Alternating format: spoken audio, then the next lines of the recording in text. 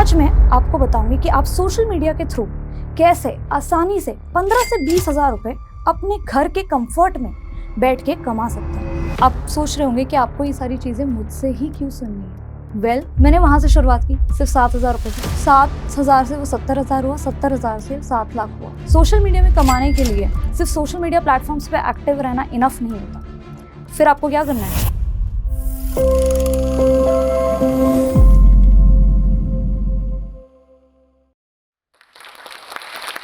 Hello everyone, my name is मुस्कान सक्सेना और मेरी उम्र 23 साल है। आप सोच रहे होंगे कि मैंने इतनी छोटी उम्र में ऐसा क्या किया जो मैं आज यहाँ पे खड़ी हूँ। मैं एक क्रिएटिव मार्केटिंग एजेंसी चलाती हूँ जो इंडिया और इंटरनेशनल के टॉप क्रिएटर्स और ब्रांड्स के साथ काम करती है। बट ये जर्नी आसान नहीं थी। मैंने इस जर्नी की शुरुआत करी आज से 5 साल पहले। तो अब शुरुआत कैसे करें? शुरुआत ही सबसे मुश्किल काम होता है सोशल मीडिया के लिए। क्यों? क्योंकि आप ओवर थिंकिंग कर जाते हो। इसीलिए आज मैं आपको बताऊंगी कि आप सोशल मीडिया के थ्रू कैसे आसानी से 15 से 20 हजार रुपए अपने घर के कंफर्ट में बैठ के कमा सकते हैं। तो इसके स्टेप्स क्या होंगे? सबसे पहला स्टेप जो आपको सोशल मीडिया पे वायरल जाने के लिए करना है वो है, पहली बात, अपना एरिया ऑफ इंटरेस्ट सिलेक्ट कीजिए।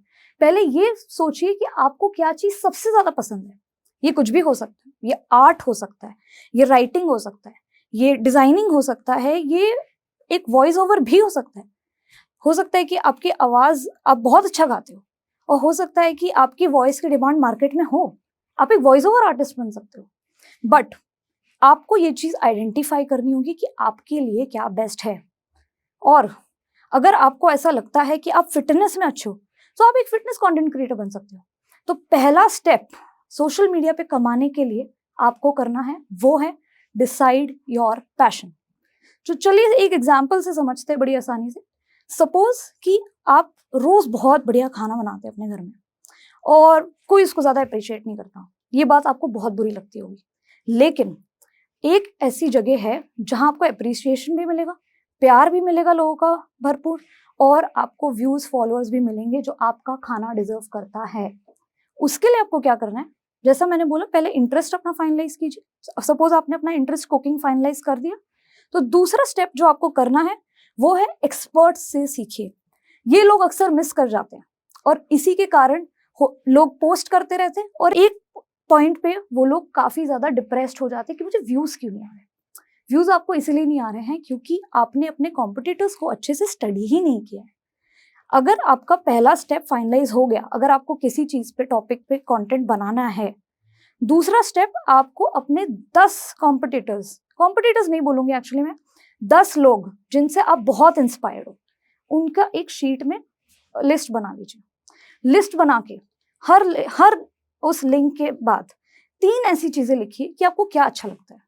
वो 3 अच्छी चीजें कुछ भी हो सकता है कि जिस वे में वो पहले बता रहे हो उसके बारे में, मे बी कोई डिश हो गई जो उन्होंने बताया, मे बी उस डिश से एसोसिएटेड उन्होंने उसका कल्चर बताया, उनका बात करने का तरीका, उनका वीडियो शुरू करने का तरीका आपको बहुत पसंद आया।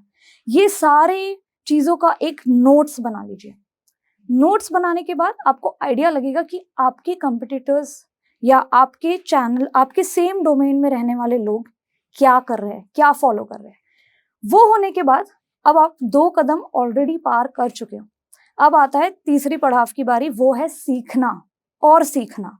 यस, यूट्यूब तो आपको सिखाएगा ही कि आपको क्या करना है, बट उसके अलावा कोर्सेज और स्किल, ये आपको दोनों को सीखना है, जिसके लिए आपको, जैसे मैंने पहले बोला, कोई भी पैसा इन्वेस्ट करने की जरूरत नहीं है।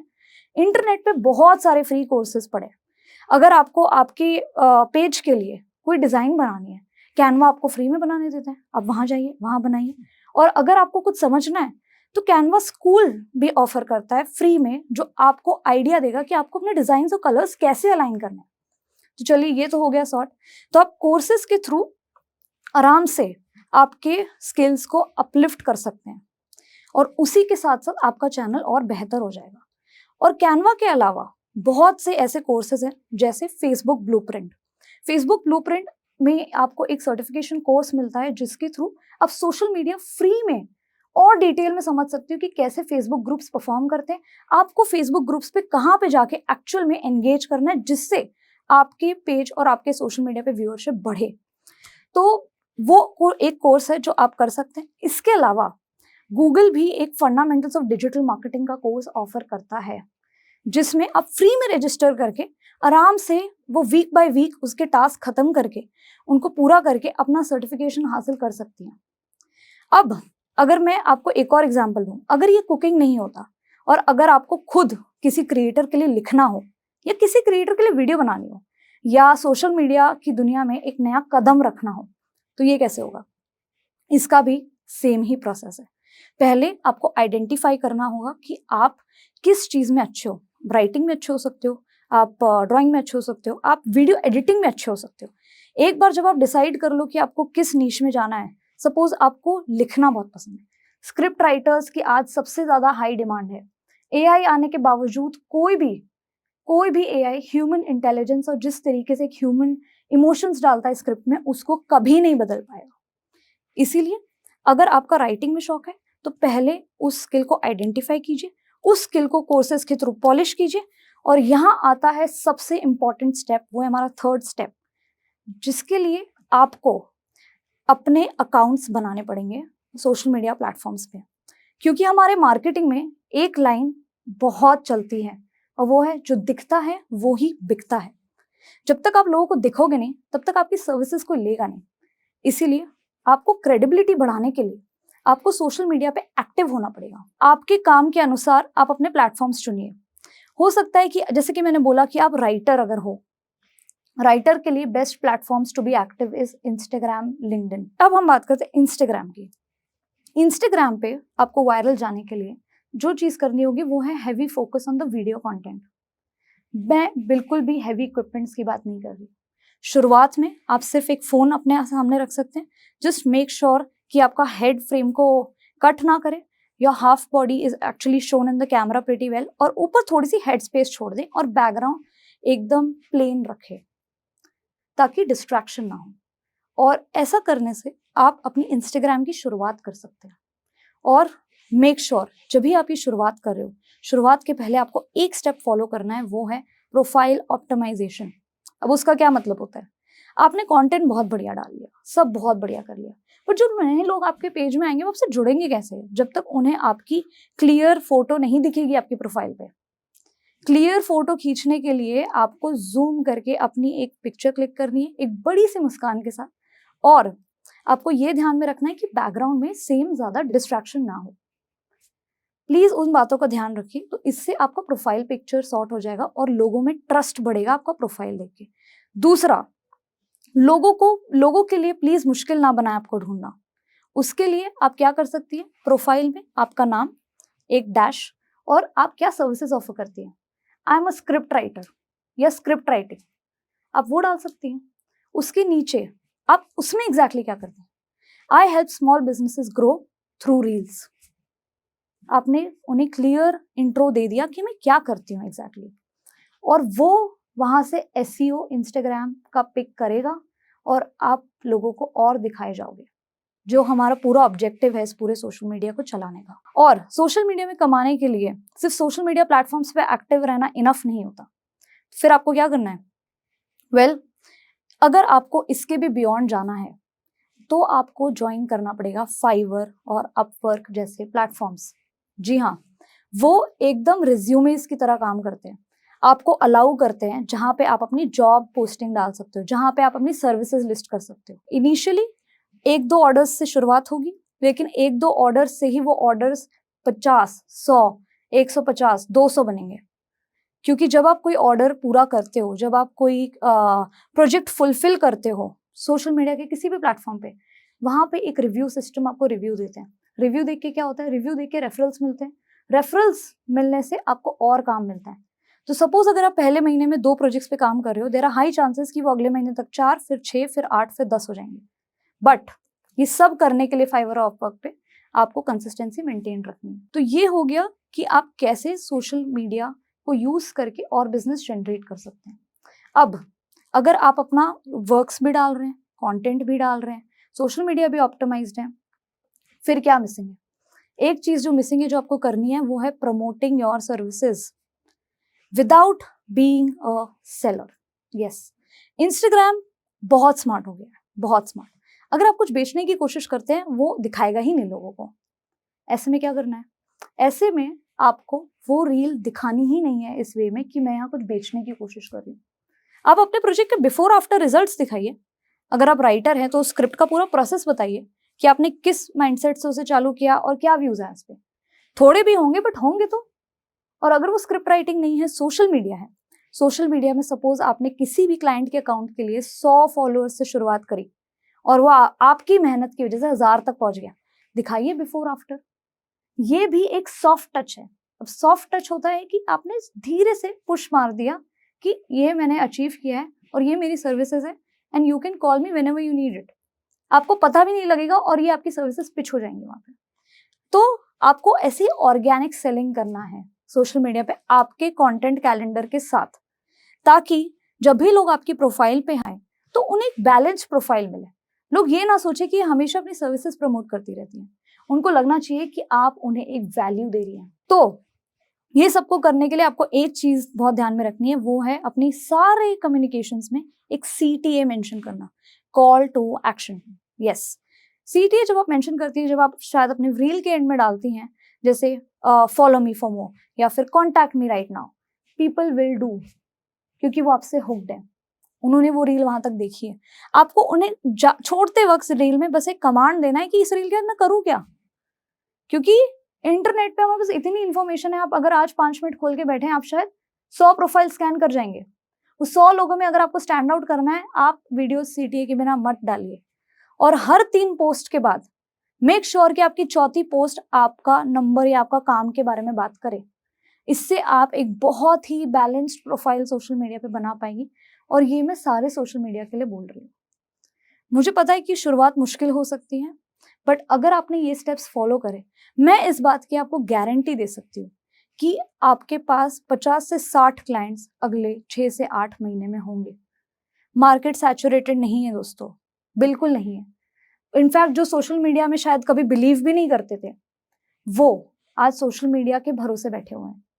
इसीलिए आप ये मौका अपने हाथ से ना गवाएं। तो चलिए अब बात करते हैं एक और इम्पोर्टेंट चीज की, जो ऑनलाइन से थोड़ा हटके हैं। और मैं आपको एक सीक्रेट बात भी बता देती हूँ, ये अक्सर लोग भूल भी जाते हैं, ठीक है, बट मैं आज आपको इसलिए बता रही हूँ ताकि आप ना भूलें। लोग अक्सर ऑनलाइन रहने के चक्कर में, ऑनलाइन लोगों को पिच करने के चक्कर में, ऑनलाइन क्लाइंट्स ढूंढने के चक्कर में ये बात तो भूल ही जाते हैं कि हमारे पास इंडिया में इतनी बड़ी ऑफलाइन मार्केट है। आज भी 2025 में हमारे काफी सारे ऐसे दुकानदार हैं, शॉप्स हैं, बिजनेस ओनर्स हैं जो ऑफलाइन धंधे में ज्यादा बिलीव करते हैं, बट उन्हें अपना बिजनेस ग्रो करना है। कैसे करना है, कैसे ऑनलाइन जाना है, हम में से बहुत लोगों को नहीं पता। तो अगर आप सोशल मीडिया में खुद मास्टरी हासिल कर रहे हैं, अगर आप सोशल मीडिया के लिए पोर्टफोलियो बना रहे हैं, सोशल मीडिया पे कमाने के लिए अलग अलग जगहों पे अपना अकाउंट एक्टिवेट कर रहे हैं, तो क्यों आप ये ऑफलाइन मिस करेंगे। ऑफलाइन मार्केट इंडिया की सबसे बड़ी मार्केट है आज भी, क्योंकि उन लोगों को आज भी फिगर आउट नहीं हो पाया है कि कैसे मुझे मेरा सोशल मीडिया ग्रो करना है। चाहिए सबको क्लाइंट्स ऑनलाइन। कौन सा बिजनेस ओनर आज टियर 2 या टियर 3 सिटीज में बैठ के ये सोच रहा हो कि मुझे ऑनलाइन नहीं चाहिए। उनको भी वैसा ही बनना है, उनको भी हर 10 मिनट में अपने 15-20 ऑर्डर्स दिखने हैं। तो ये काम कौन कर सकता है, ये काम आप कर सकती हैं।